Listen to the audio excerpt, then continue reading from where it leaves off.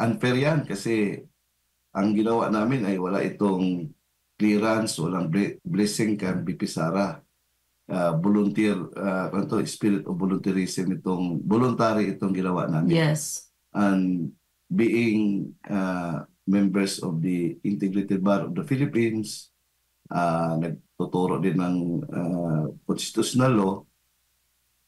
So parang bound in duty din namin. Sa akin, yung judgment ko, parang conscience call sa akin to be a part of this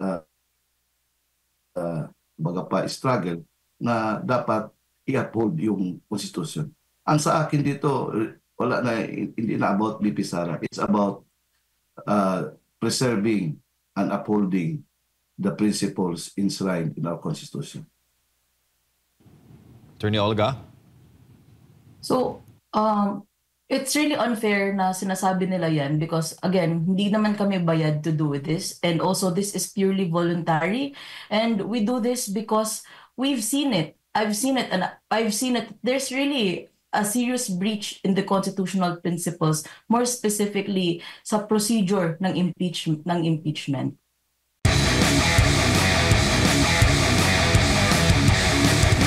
Sir, ano po yung nakikita ninyo na mga, kasi pinanood ko yung naging statement ni Attorney Olga.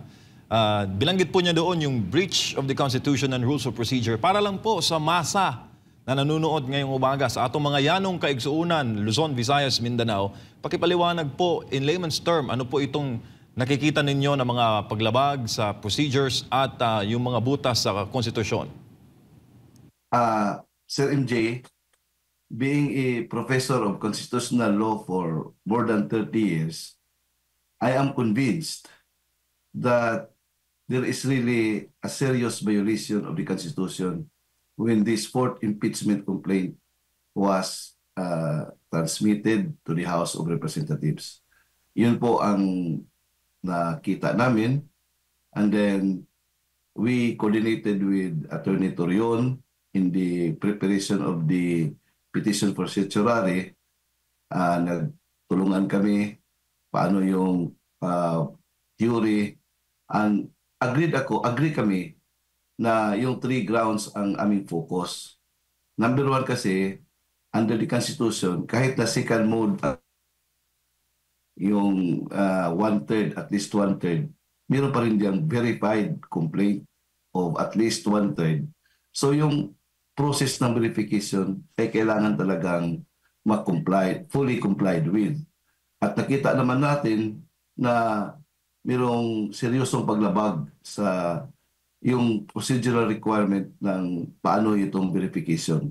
Hindi pwede ito magawa ng ilang oras lamang, given the fact na there were more than 200 congressmen who signed that fourth impeachment complaint. So, kasi ang impeachment ay isang solemn act yan. Hindi yan pwede na gawing parang political weapon. Kailangan pa rin yung pag-follow ng mga rigid procedural and constitutional requirements. Yung violation ng due process kasi kahit na second mode ang gamitin natin, in fact, during sa deliberation sa unbank, yung oral argument ng Francisco versus House of Representatives, idiniin doon ng mga amici curiae, yung friends of the court, lalo na si former Senate President Tobito Salonga, na bigyan talaga ng due process yung tao, yung high official na impeached. Especially kay BP Sara, na who was elected by unprecedented mandate by the people, from the people. Imagine, more than 32 million votes, and then i-disenfranchise mo lang itong mga tao ito. This is a violation sovereign will ng ating mga kababayan. At pangatlo, yung 3 impeachment complaints na parang ina-archive nila, that is a circumvention to the 1-year bar rule of the Constitution. I think my daughter can also Yes. Yes, sir. Si Attorney Olga. Yun na. So, the fact na yung three impeachment complaint was being archived, we know in the Constitution, especially it was enunciated in the case of Francisco versus HOR, na there's only one impeachment proceeding to be initiated by an impeachable official for 1 year. And the fact na yung tatlong impeachment complaint was archived, it was a circumvention of the 1 year bar rule as mandated or as enshrined in the Constitution. Opo, malinaw po at lalo pa na napaka-meticulous po ng proseso mga attorney sa paghahain ng impeachment complaint. Sa inyo po bang hakbang ay nakikita po ba ninyo na mas marami pa na mga abogado, members of the bar will speak at nagsusuporta sa panawagang ito dahil pag na-breach po ang konstitusyon o yung mga proseso, magtutuloy-tuloy na yan mga attorney. Magiging bad precedent po yan sa mga susunod kung sakali mang may mga sasampahan ng impeachment sa susunod na mga panahon. Attorney James. Exactly, Idol MJ. Now, for yung possibility na marami pang mga lawyers na mapapile, I was informed by some lawyers in Cebu. They are also planning to file a petition in intervention. Nakausap ko na sila. I don't know when they are going to file it, but they told me that they are planning to also intervene. Magandang umaga po mga attorney. Si Admar po ito, Mayong Buntag. Attorney James, may tanong ko lang po.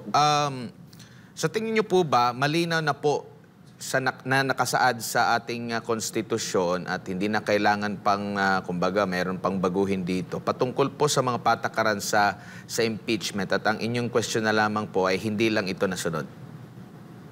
Yes. Given yan, Admar, na mayroon talagang impeachment kasi that is a weapon against airing and yung mga paglabag ng konstitusyon na gagawin ng mga high officials of the government. Kasi there are only five grounds and specific din yung mga high public officials na impeachable. President, Vice President, Justices of the Supreme Court, Commissioners of the 3 Constitutional Commissions and Chairmen, and the Ombudsman. Yun lang, kasi sila ang mga high public officials of the government. So, kailangan normal yan na mayroong impeachment process kasi yan ang pamaraan kung paano pagtanggal ito mga high public officials. Pero, sa mga discussion, yung mga principles na hindi pwede itong abusuhin. Sa paningin namin, inabuso itong yung proseso na ito para lamang sa isang political agenda. And that is to remove the Vice President and to prevent her from running in the 2028 elections. Hindi pwede yan. Dapat sana serious grounds. Kasi under the Constitution, ang mga grounds ay culpable violation of the Constitution, treason, bribery, graft and corruption, and then yung catch-all, yung ground na betrayal of public trust. Kailangan seryoso. Pero ano na ba yung grounds na the alleged that the Vice President has committed? Parang sa tingin ng groundless yan, pero ginawa nila itong proseso na ito using this impeachment process para lamang ma-achieve nila yung agenda. And that is parang betrayal ito sa more than 32 million Filipinos who voted for VP Sara, including me. Opo. And my daughter. And then, pwede bang tanggalin, pwede bang i-disenfranchise kaming mga more than 32 million sa 200 plus na mga congressmen na hindi naman yung pagpirma nila ay yan ay reflection ng will ng kanilang mga constituents. In fact, katakataka kasi yung mga pumirma ay sila niyo lang nagkakandarapat to explain why the impeachment Opo.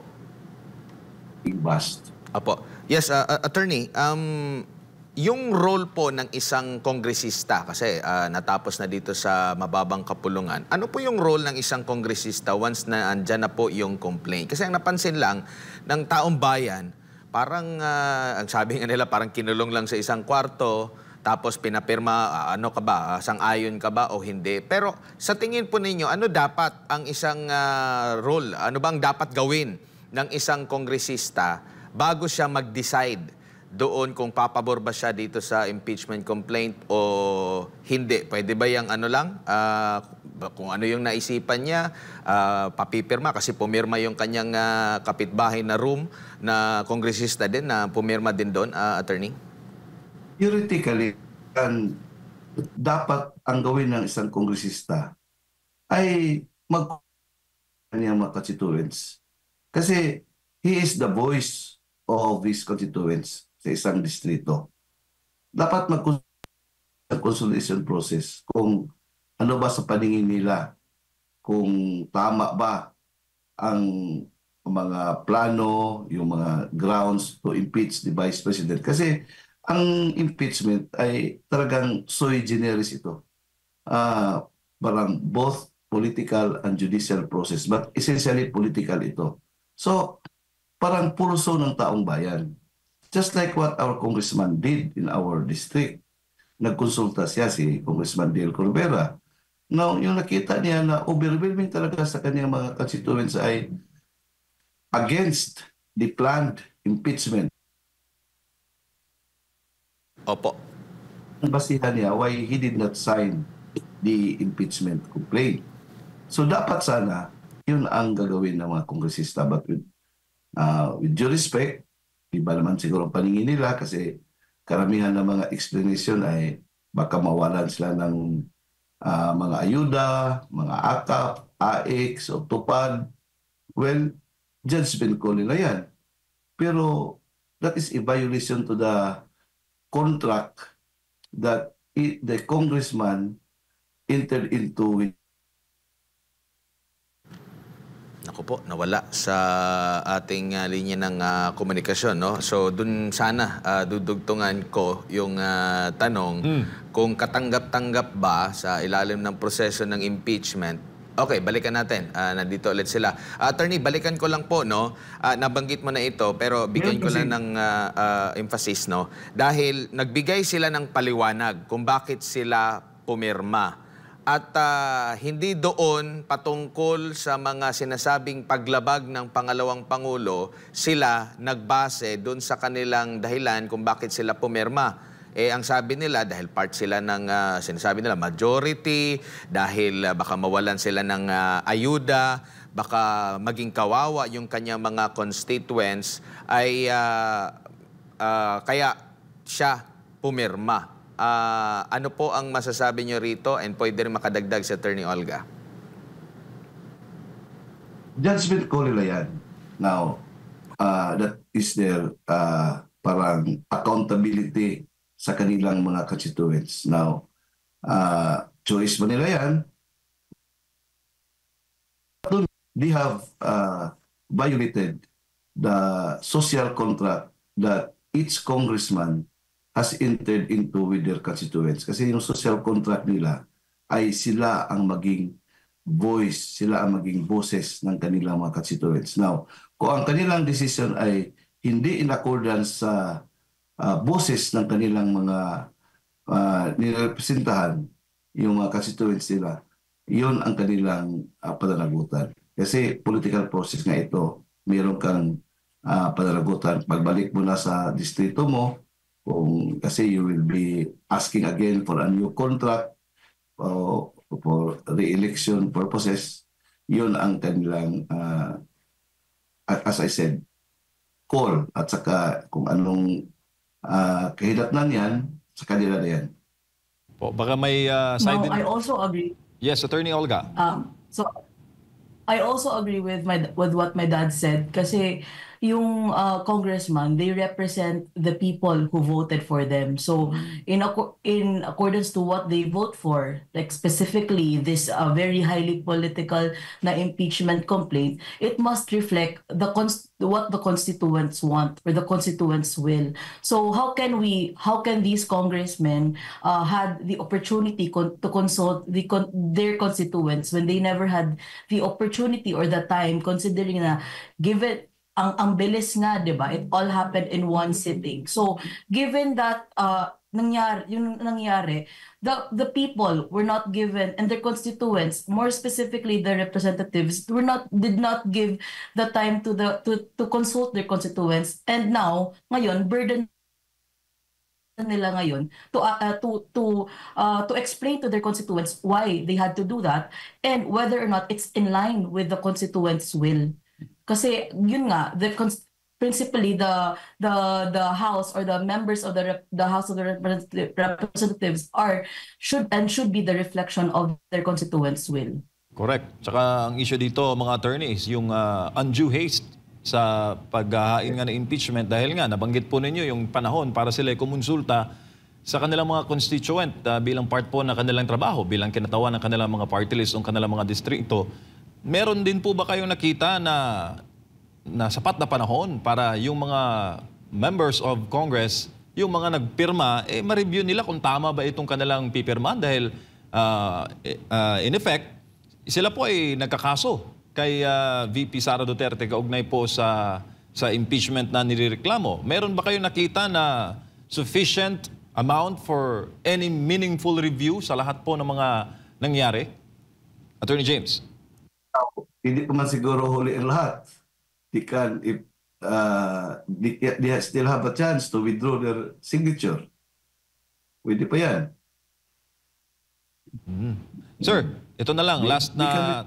yes, Attorney Olga, baka meron kang response doon sa meaningful review ng impeachment complaint.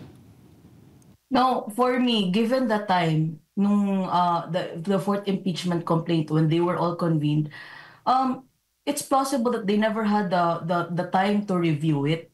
But it's their burden now to prove it to their constituents that they were able to review it and they are intelligent enough to vote for it. So they have now the burden to prove it to their constituents.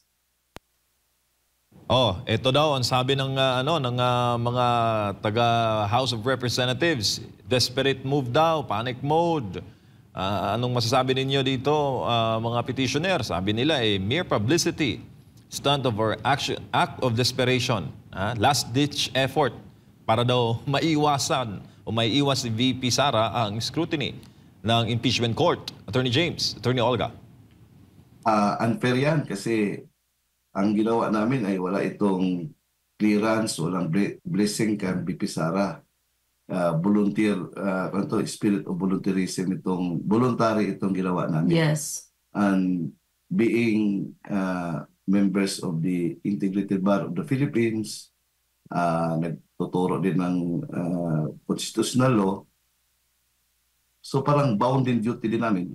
Sa akin, yung judgment ko, parang conscience call sa akin to be a part of this struggle na dapat i-uphold yung Constitution. Ang sa akin dito, hindi na about VP Sara. It's about preserving and upholding the principles enshrined in our Constitution. Attorney Olga? So, it's really unfair na sinasabi nila yan because, again, hindi naman kami bayad to do this. And also, this is purely voluntary.